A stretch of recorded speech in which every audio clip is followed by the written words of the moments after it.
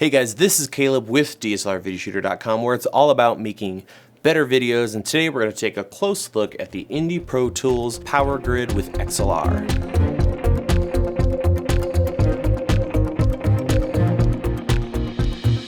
At its simplest, this is a little box that you plug into your camera.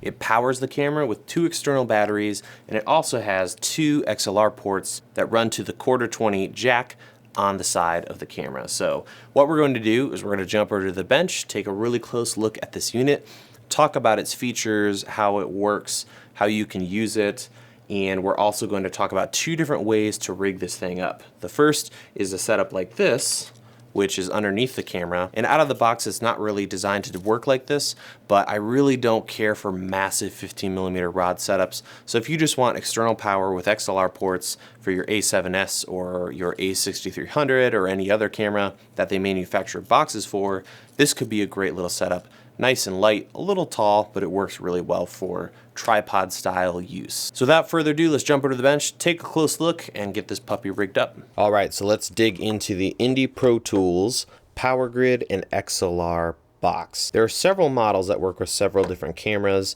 but this one is designed to kind of replace the FW50, which is what all the Sony A7 and A6000, A63000 batteries use. So the way this is possible is you have a dummy battery, so this is really hollow and light, and this plugs in your camera and the power comes from this guy, and the unit uses Canon LPE6 batteries.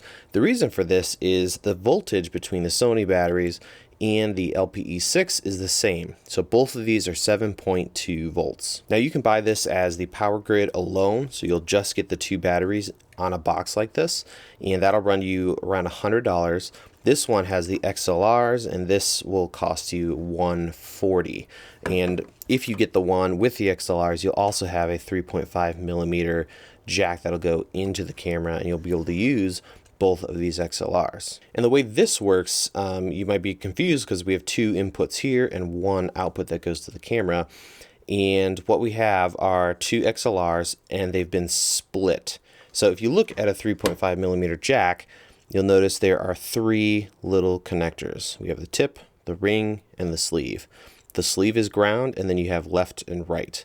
What these guys did, and it's fairly common, is you, instead of running left and right and ground on a single connector, they just have left and right and then split them to the tip and the ring. So when you use this system, your microphone in one port is just going to be in the left channel, and your microphone in the other port is just going to be on the right channel. So in post, you'll have two different levels that you can adjust and split and do whatever you want to do. So if you're going to use this, I would recommend once you get your levels correct in post, you can then turn those mono into dual mono.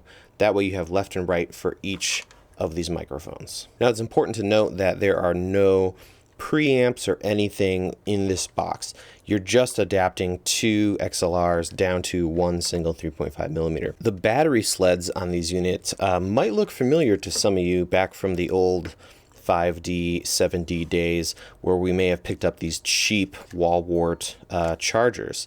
And it's essentially, if I pop this sled off, the exact same thing. So they just took these plastic sleds, and you just have some solder points here. So you just solder this inside of the unit, and boom, you have your sled. So again, cheaper materials, but it's really solid. I wouldn't have to worry about this being plastic at all. So let's go ahead and put this guy together and set him up. So I'm going to open the battery door on my A6300, and you'll notice on the battery door there's this little, what looks like a cutout.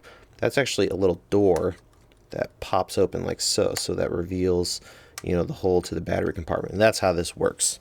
So let's take our battery, slide it in like you would a normal battery. I noticed mine didn't really want to stay in there, so you may have to kind of hold it in there while you move the cord out of the way, and then lock the door. Can be kind of finicky. There we go. So we've got it locked. Got the cable coming out of the bottom of the camera through that little flap there. So now we have power, and we can take our 3.5mm, plug it in, And now we're pretty much ready to go. So let's add a battery to this unit. The good news is you definitely can run it with just one battery, so you don't have to have two. So that's an overview of the unit. Let's go ahead and rig this up, and this is where things are weird and a little difficult. Unless you are into fully rigged 15mm setups, this isn't really a great unit in my opinion, just because of the ergonomics. If you have a fully kitted 15mm rig setup, it's going to be fine, but I've found that I've really enjoyed not doing that. So we have a couple options. Obviously you can see here it's 15mm. So to use this, we'd have to bring in a 15mm rig, and then we have to add something to the bottom of the camera to attach to this, and it turns into this giant thing. And we'll do that here in a second. There is another method that I've discovered, and it works fairly well. To mount the power grid underneath your camera, you're going to need some kind of mount that goes underneath the camera. So I use this little $20 adapter that's made for the A6300. It has Arca-Swiss attachments on the bottom, and it's also really just nice to have for the camera because it gives you a little more to grab onto since the camera is so small. You're also going to need some kind of quick release clamp. I'd recommend using whatever style or system you have on your tripods. I've switched completely over to Arca-Swiss, so I'm going to be using this mini Arca-Swiss clamp. You're also going to need some way to attach this guy to one of those female quarter-20s on the unit. I didn't have much lying around, so I just used this little sprocket or whatever. It goes from 3/8 to quarter-20, and that seemed to do the trick. And then finally, you're going to need a plate to attach the camera and the power grid to your tripod. Again, I'm using Arca-Swiss, but you could use whatever you have on your tripods. First thing we're going to do is take our unit and remove the 15mm rod attachment. This is simply a quarter-20 with a knob on the end. Oops, there it goes. Take that, set that aside. And now we're left with a unit with two female quarter-20 threads on the top and the bottom. So first, let's deal with attaching our camera to the top. To do this, I'm going to grab my camera, and I'm going to take this camera mount that's designed for this camera. You could just use another one of these plates, but I have this for the camera, and it seems to be working well, so I'm going to go ahead and attach that to the bottom of the camera. So with that done, we need to find a way to attach this to the power grid, and that's where our little clamp comes in handy with this little adapter. First, I'm going to remove this little quarter-20 to 3/8 adapter that usually comes with these kinds of things. Now we can take our little adapter and screw the quarter-20 end into the actual unit, like so. I found that adding it to the end next to the IndiProTools.com sticker seemed to work best. And then we can take our clamp and go ahead and screw that on and get it nice and square to the actual unit. And now we have that section of this setup all done. With that done, we are now able to attach the camera. Now, this particular setup on the bottom of this adapter that I've used mounts sideways. So typically it'd be like this, but on my setup it's going to be like so. So we'll add that a little bit later. We need to now find a way to attach this whole thing to our tripod, which is pretty straightforward. All we have to do is add this plate to the bottom. With that attached, we are now ready to mount our camera, and now we have a completed setup.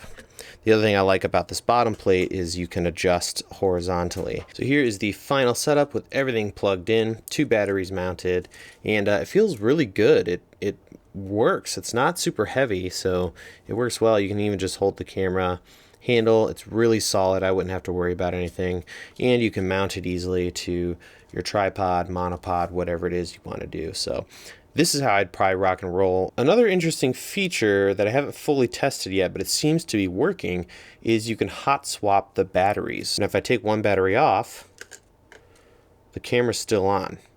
And so I can put that battery back, and the camera's still on. Let's flip it over, take the other battery off.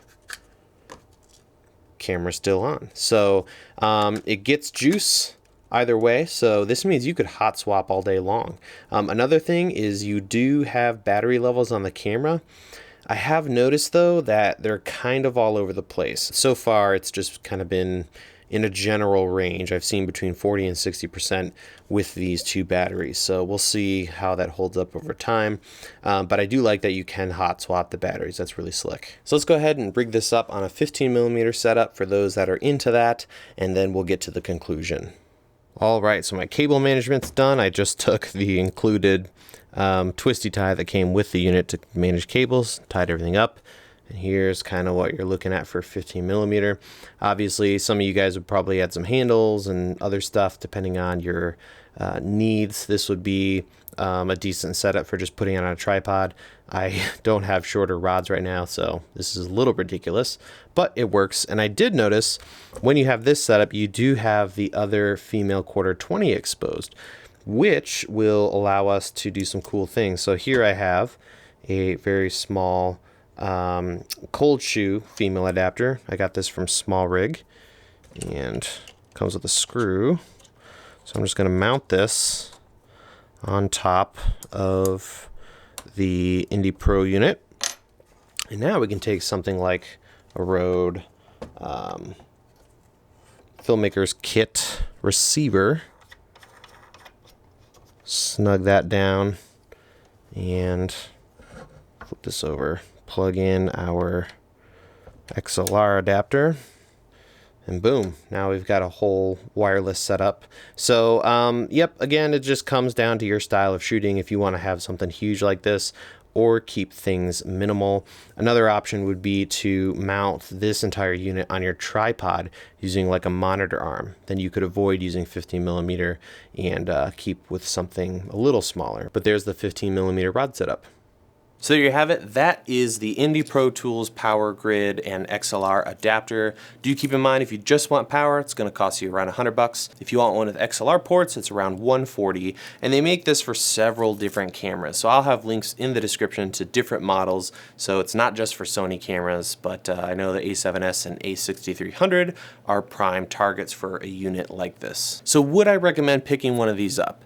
If you're willing to give up mobility, yes, this is kind of a good compromise, having it small like this and underneath the camera, but it does add a lot of bulk. So if you prefer to stay minimal and small with your setups, probably not the greatest option. For cameras like this, it's kind of weird because we don't have any headphone out, which I'll be dealing with in another video and talking about how you can add a headphone to this. So it's a pretty spiffy little unit, and I love how cheap it is. I feel like $100 is a great price. You know, there's no preamps in here, so you'd have to add that separately. But to get XLRs in the camera and as small as possible, you really can't do much better than this. So that does it for this review. Make sure you check the description for the different models and subscribe to get new tutorials, reviews, and other great stuff here at DSLR Video Shooter. Thank you so much for watching, and I'll see you guys next time.